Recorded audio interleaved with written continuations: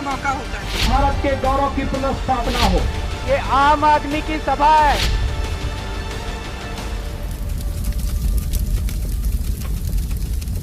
UP के चुनावी summer में अब सभी राजनीतिक दलों ने अपनी अपनी ताकत झोंक दी है। बरेली की नवाबगंज विधानसभा से भारतीय जनता पार्टी ने डॉक्टर MP आर्य गंगवार प्रताप को लाया है, तो उनका मुकाबला समाजवादी पार्टी के कद्दावर नेता और पूर्व मंत्री भगवत शरण गंगवार से होने जा रहा है। नवाबगंज की जो विधानसभा है वो कुर्मी बहुल विधानसभा है और इसे कुर्मी कैपिटल के रूप में देश प्रदेश में जाना जाता है। आज़ादी के बाद से लेकर अब तक नवाबगंज में कुर्मी सियासत का वर्चस्व रहा है और कुर्मी ही सियासत हमेशा इस पर हावी रही है। एक बार फिर यहाँ से ज़्यादातर कुर्मी चेहरे मैदान में हैं और तमाम तरीके से जो जोर आजमाइश हैं वो भी हो रही हैं। इन सभी चीज़ों पर बात करने के लिए हमारे साथ इस वक्त पूर्व जिला पंचायत सदस्य और भारतीय जनता पार्टी की नेत्री नेहरू सागर मौजूद हैं। उनसे तमाम मुद्दों पर बातचीत होगी और चुनाव को लेकर के क्या चल रहा है ये सारी चीज़ें हम उनसे जानेंगे। नेहरू जी, आपका बहुत बहुत स्वागत है। हम ये जानना चाहते हैं कि आप जिला पंचायत सदस्य रहेंगी और इस बार भारतीय जनता पार्टी को जिताने के लिए क्या चल रहा है, आप किस तरीके से रणनीति बना रही हैं और किस तरीके से प्रचार कर रही हैं? देखिए, ऐसा है, भारतीय जनता पार्टी ने इस समय जो प्रत्याशी हमारे बीच में दिए हैं बहुत ही साफ सुथरी और ईमानदार छवि के हैं। दूसरी बात, पार्टी की जो नीतियां हैं, जो योजनाएं हैं, हम उनको जाकर के क्षेत्र में बता रहे हैं। और जैसे प्रधानमंत्री खादी योजना, जिसका लाभ प्रत्येक व्यक्ति को जाति वर्ग के आधार पर ना बांटते हुए प्रत्येक व्यक्ति को मिला है। दूसरा, आयुष्मान कार्ड योजना और स्वच्छ भारत योजना के अंतर्गत शौचालय, उज्ज्वला योजना के अंतर्गत गैस सिलेंडर, ऐसी बहुत सी योजनाएं हैं जिनका लाभ सब लोगों को मिला है। तो उनके बारे में बता भी रहे हैं और लोगों से भयमुक्त सरकार को बनाने के लिए मांग कर रहे हैं, जिससे कि हमारे समाज की जो बहन बेटियां हैं सुरक्षित रहें। और यही चीज़ें हम जाकर के उन लोगों को बताएं। आप जिस समाज से आती हैं, सागर समाज है जो जाटव समाज के बनता है, कहीं ना कहीं वो BSP का कोर वोटर बैंक है और बसपा के पास एक बड़ा पावर सेंटर है मायावती के रूप में, तो 4 बार वो प्रदेश के मुख्यमंत्री नहीं है जी। क्या लगता है जो आपका वोटर, आपके समाज का वोटर है, वो बसपा से इस बार खिसकेगा? क्या भाजपा की तरफ नवाबगंज जाएगा वो? जी बिल्कुल जाएगा, इसलिए जाएगा। देखिए, बहन जी बसपा की राष्ट्रीय अध्यक्ष हैं और लेकिन इस समय जो पार्टी की गवर्नमेंट ना होने से लोगों के ऊपर कई तरह के, जैसा आपने बताया, यहाँ गंगवार क्षेत्र है पूरा, तो लोगों ने बहुत सी परेशानियां भी झेली हैं, कामों के लिए भी उपेक्षित रहे हैं। हमने अपने जिला पंचायत मेंबर बनने के बाद से क्षेत्र में लोगों पे इस चीज़ पे विशेष फोकस किया कि कहीं व्यक्ति प्रताड़ित ना होने पाए, कोई भी उसे दबा नहीं पाए, सही बात पे और गलत बात पे कभी मैं अपने लोगों के साथ भी नहीं होती। और उन लोगों की आवाज़ को उठाया है मैंने, आवाज़ को आगे बढ़ाया, बात को आगे बढ़ाया है मैं अपने लोगों के साथ में। और जो भी लोग, जिनको भी मेरी ज़रूरत पड़ती है, उनके साथ में हमेशा, जिस भी घड़ी उनको ज़रूरत पड़ी है, रात बिरात 24 घंटे 24 आवर्स उनके साथ में रही हूँ। वो लोग यहाँ मुझे पहचानते हैं, उनके काम जब भी पड़ते हैं, कोई भी बात है, उनके आशीर्वाद से, क्योंकि उन्हीं लोगों ने सबने मिलकर मुझे यहाँ तक पहुँचाया और उसके बाद में मैं उनकी आवाज़ बन करके आगे आई हूँ। वो लोग हमसे इसलिए भी प्रभावित रहते हैं। देखिए, भूखे को चाहिए रोटी, और जब इंसान के साथ में कोई भी घटना होती है, उनके साथ में जब हम जाकर के खड़े होते हैं, वो हमें पहचानते हैं कि हमारा साथ यहाँ देने के लिए हम हैं। लखनऊ से मैं माफ़ी चाहूँगी अगर कोई बात ज़्यादा बोल जाऊँ, लखनऊ से कोई यहाँ आ नहीं रहा है उनका दुख और दर्द झेलने या देखने। हमारे ज़िले में भी बहुत नेता हैं, हमारे यहाँ विधानसभा में भी बसपा के बहुत नेता हैं, लेकिन यहाँ कोई भी घटना जब होती है दलित समाज के साथ तो वो लोग खड़े नहीं होते हैं। हमारे आनंदापुर में जब मैं जिला पंचायत मेंबर बनी थी तो सन 2016 की घटना है, एक छोटी बच्ची के साथ जो कि महावट समाज से आती है। महावट समाज एक बहुत ही पिछड़ा जो कम्युनिटी बोली जाती है। महावट लोगों में एक छोटी बच्ची के साथ, 8 साल की बच्ची के साथ रेप की घटना हुई, उसका मर्डर हुआ। उसके बाद को हमने आगे लेके चली, हमने पॉलिटिक्स नहीं की उसमें, हम चाहते फॉर्मेलिटी कर देते, आरोपियों को सज़ा नहीं मिलती, लेकिन मैंने उनकी आवाज़ को आगे तक पहुंचाया, मुकदमा दर्ज कराया और ऐसा पहली बार हुआ कि आरोपियों को फांसी की सज़ा हुई। वो सब उन लोगों के आंसुओं को देख करके मेरा जो अथक प्रयास का ही नतीजा था। हम बात करेंगे कि आप जिला पंचायत सदस्य रही हैं, जी। जाहिर सी बात है ज़मीनी राजनीति की है आपने जी और घर घर आपका संपर्क भी रहा है लोगों से। जी। तो इस बार क्या लगता है नवाबगंज में आपको क्या मुद्दे दिखाई दे रहे हैं, नवाबगंज की समस्याएं क्या हैं, नवाबगंज में जो उद्योग है वो किस तरीके का है, और आप अपनी जो है पर्सनल राय आपकी क्या है नवाबगंज के विकास को लेकर, किस तरीके का विकास यहाँ होना चाहिए अगर यहाँ से भारतीय जनता पार्टी के विधायक बनते हैं? देखिए, अगर भाजपा के विधायक यहाँ से बनते हैं आप तो होना क्या चाहिए ये आप अपना यही मैं बताना चाहूँगी आपको कि अगर पार्टी के विधायक यहाँ बनते, देखिए जब हमारा विधायक बनेगा तभी हम उससे कुछ कह पाएंगे, इसीलिए प्रयासरत है।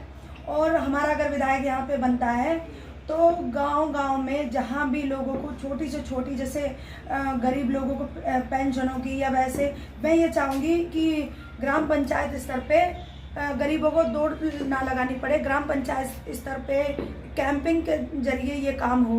आवाज़ जिन जिन के नहीं बने हैं, जैसे प्रधान लोग ये करते हैं, ऐसा मानता देते हो कि जिन्होंने उन्हें वोट दे दिए उनका काम करा देते हैं, जिन्होंने नहीं दिए उनका नहीं। तो ये सब ब्लॉक स्तर पे ना हो करके महीने में या वैसे एक बार कैंप हर ग्राम पंचायत में, जैसे 5 गांव में 10 गांव का एक लगना चाहिए।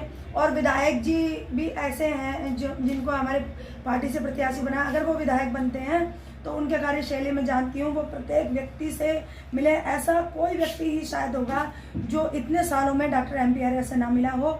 आदमी इजी, वो व्यक्ति ईजी टू अवेलेबल है, आसानी से लोग उनसे मिल सकते हैं, इसलिए अपनी समस्याओं को भी रखना आसान होगा। और मैं ये चाहूँगी कि गांव देहात के जो रास्ते हैं जो ख़राब हैं, स्थिति जहाँ दलित बस्तियाँ हैं, जहाँ स्थिति ख़राब है या असमानता जहाँ बढ़ती जा रही है, उन चीज़ों में सुधार हो। और पुलिस प्रशासन तो सही है, बाकी चीज़ों को देखने के लिए हम लोग वगैरह किसानों के लिए क्या होना चाहिए? किसानों के लिए देखिए उद्योग व्यवसाय यहाँ होना चाहिए, क्योंकि यहाँ पे A to Z जो बना दी गई सपा सरकार में, लेकिन वो बना दी, काफ़ी बड़ा प्रोजेक्ट था, 12 करोड़ का प्रोजेक्ट था, लेकिन उस पर कुछ भी नहीं हुआ। वो केवल सरकार का पैसा व्यर्थ गया। बिल्डिंग इतनी बड़ी बना करके खड़ी कर दी, जरदोजी का जो काम वहाँ होने था वो कारचोबी का कुछ भी काम वहाँ नहीं हुआ। मैं ये चाहूँगी कि उस बिल्डिंग का इस्तेमाल हो, हमारे लोगों को छोटे बड़े जो भी उद्योग हों वहाँ महिलाओं को या जेंट्स को वहाँ दिए जाएँ, जिससे कि आदमी स्वावलंबी और स्वाभिमानी रहे। अब आप क्षेत्र में जा रही हैं, भारतीय जनता पार्टी को जिताने के लिए किस तरीके से प्रचार कर रही हैं, जनता में जाकर के क्या क्या बता रही हैं, और जनता भाजपा के प्रति जो है अपना झुकाव रखे, जनता भाजपा के प्रति मतदान करें आने वाली 14 तारीख को, उसके लिए क्या क्या आप कर रही हैं? देखिए, हम लोगों में यही बता रहे हैं कि पहली बात तो हम सारी स्कीम जो है पार्टी की जो भी योजनाएं हैं वो बता रहे हैं। दूसरी बात है, पार्टी ने जो कोरोना के टाइम में फ्री वैक्सीन का जो हिंदुस्तान में टारगेट रखा, और यूपी जिसमें सबसे ज़्यादा आगे रहा माननीय योगी आदित्यनाथ जी के संरक्षण में, वो चीज़ें बता रहे हैं। एक गरीब से गरीब को और एक अमीर से अमीर को वही कोरोना सेम वैक्सीन लगी, और कॉल कर करके लोगों को बुलाया गया वैक्सीन लगवाने के लिए। दूसरी बात हम ये उन्हें बता रहे हैं कि देखिए, यहाँ भेदभाव नहीं रखा गया कि कोई VIP है तो उनके लिए हो गया, गरीब है तो उनके लिए नहीं, कि आप मरते रहो, आपका कोई ख्याल नहीं है। पार्टी को सबका ख्याल है, नीचे तबके से लेके ऊपर तक का। और दूसरी बात, जो मुफ्त जैसे गरीब लोग होते हैं, इस कोरोना में जैसे लोग काम नहीं कर पाए, बहुत सी जगह ऐसी घटनाएं आई कि लोगों ने आत्महत्या की।